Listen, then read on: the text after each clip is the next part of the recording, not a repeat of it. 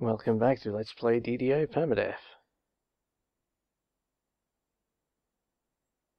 And I decided I would go find my way to the Tangleroot quest at least. It seems like a good point at which to do that. There's plenty of XP for doing the explorers out here.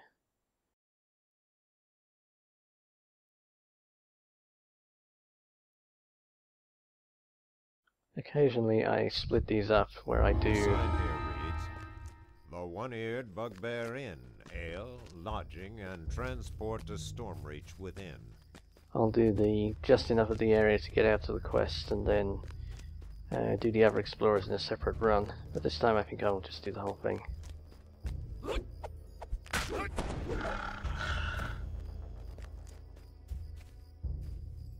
It's not a big enough area to really be worth breaking up.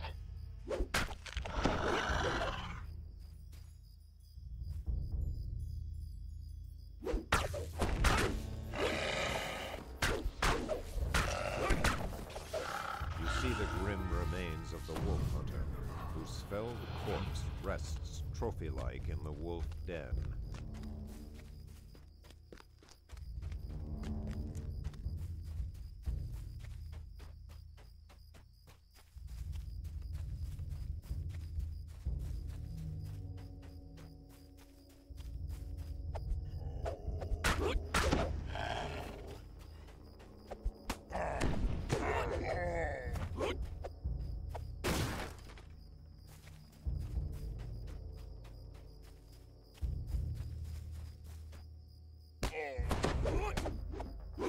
This hobgoblin scout post is the first line of defense for keeping intruders out of Tangleroot.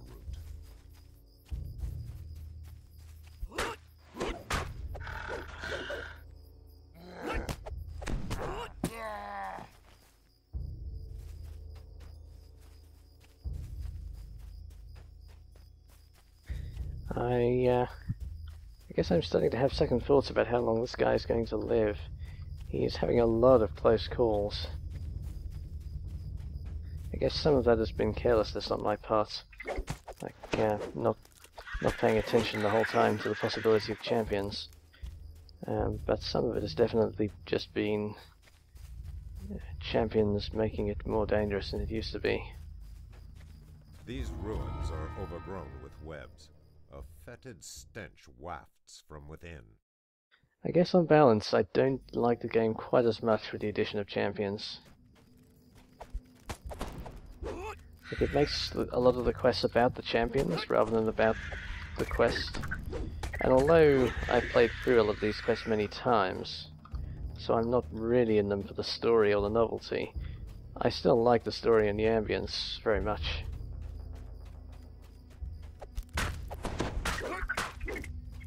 The questing is part of what I like when I'm playing solo. When you're playing in a group, it's always about the group. But when I'm soloing, I'm playing a lot more for the ambience. And I do feel like maybe the champions detract a bit because everything becomes about watching out for a champion. They do add a lot of variety though, and that is a positive part of having them in the game. They do make you pay attention, even in stuff you've played through many times.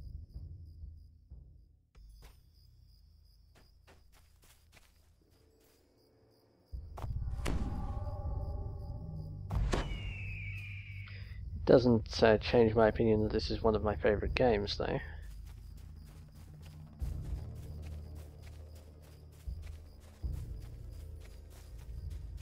I still think the combat system is more interesting than probably anything else I've played.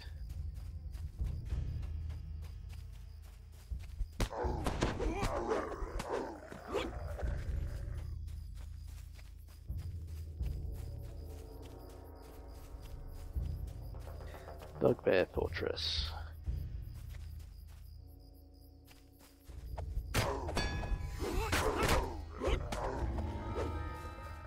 An ancient fortress, half overwhelmed by the jungle. The scratches and stains around it say bugbears dwell here.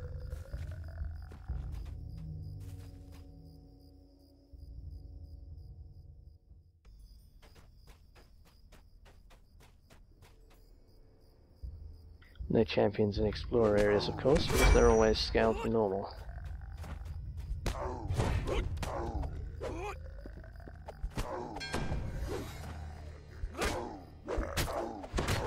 The way I played explorer areas were already kind of the easiest part of the game.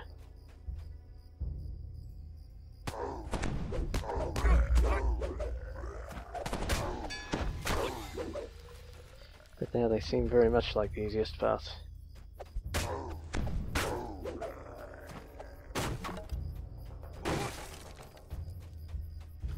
They're a relaxing stroll compared to anything on hard or elite these days. I used my feather fall already, didn't I? That makes this part a bit tricky.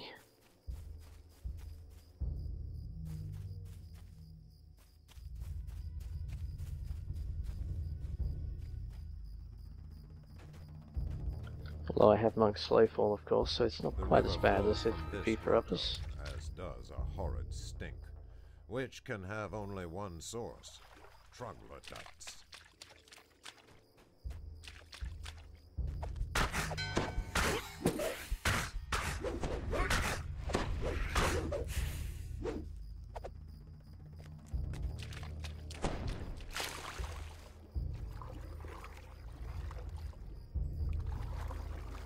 As I've probably mentioned on previous...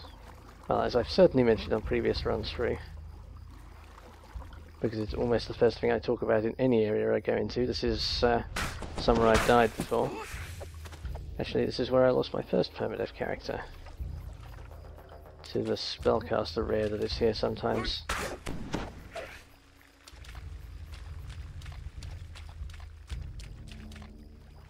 Yeah, the troglodyte's lightning bolt sometimes. Well, that guy does because he's an orange name, so he's a bit higher level. He likes the lightning bolt, which is not good when you're low level. No hazard to this guy with evasion, of course.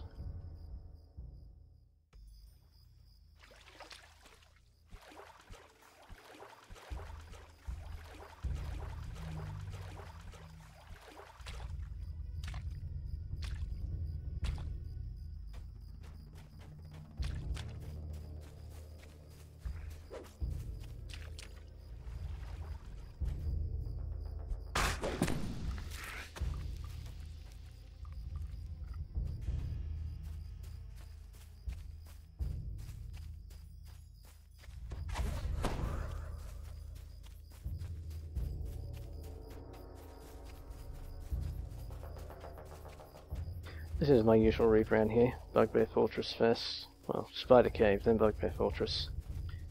Then over to the Hobgoblins, and then I drop down for the Giants.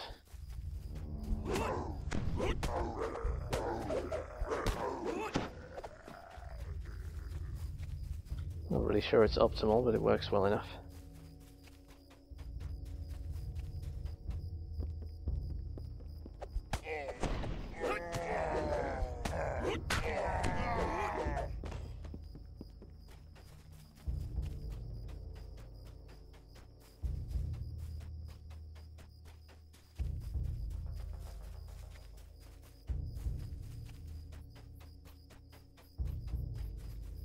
No boss here today.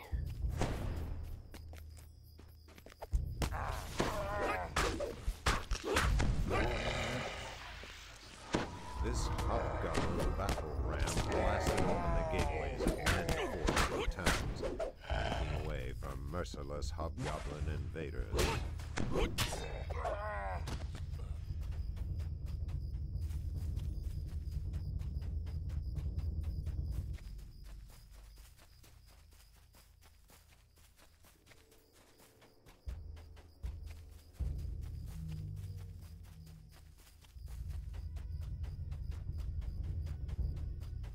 The hobgoblins here do not seem hostile. In fact, their chief beckons you closer.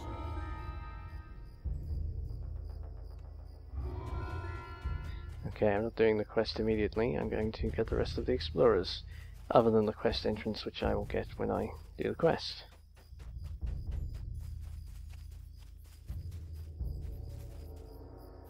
I'm going to wish again that I had Featherfall in a minute, aren't I? To get down to the giants.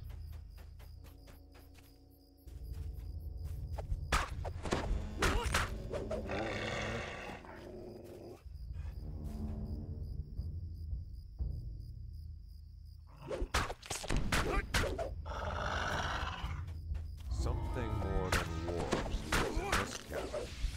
The markings on the sand make that clear. Damn it, he beat me to my finishing move.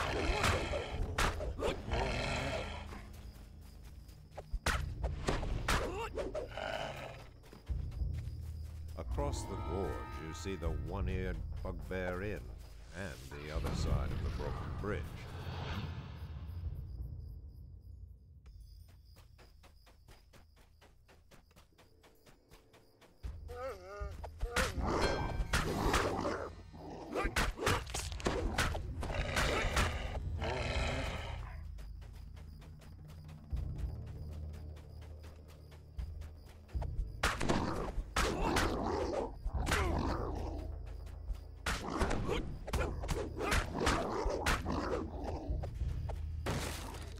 The hammer block on my outfit is proving quite useful against those ogres.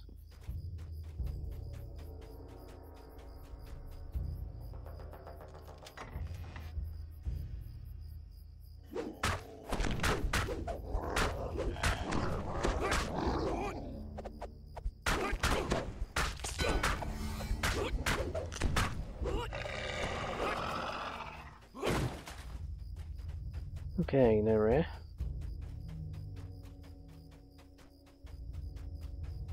Now, my usual route assumes Featherfall, or at least assumes that I haven't used it before now.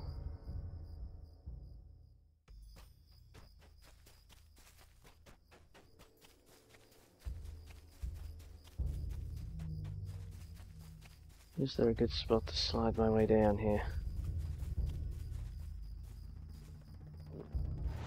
Yeah, this looks alright.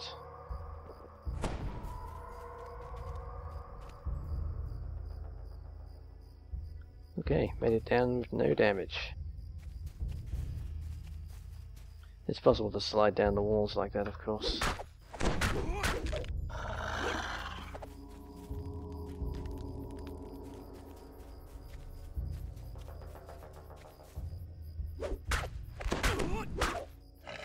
Providing you're not falling straight.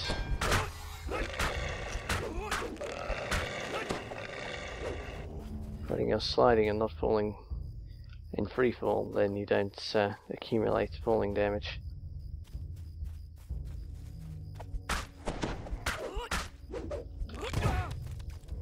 Those wargs are both tripping well and resisting my trip.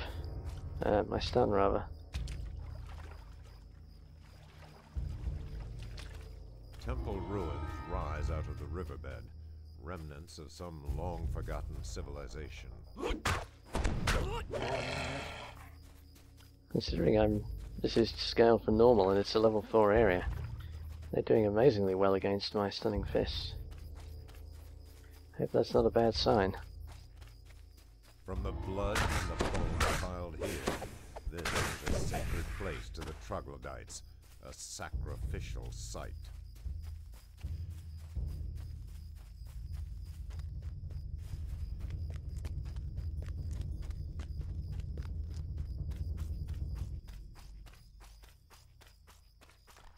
The bones and sloughed-off shells around this cave are sure signs of crawling menaces within.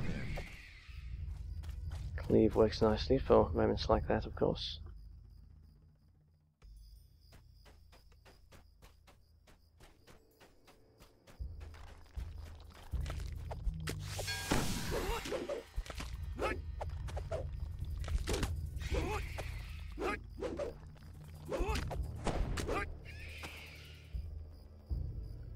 Okay, that's it for this video. Thanks for watching.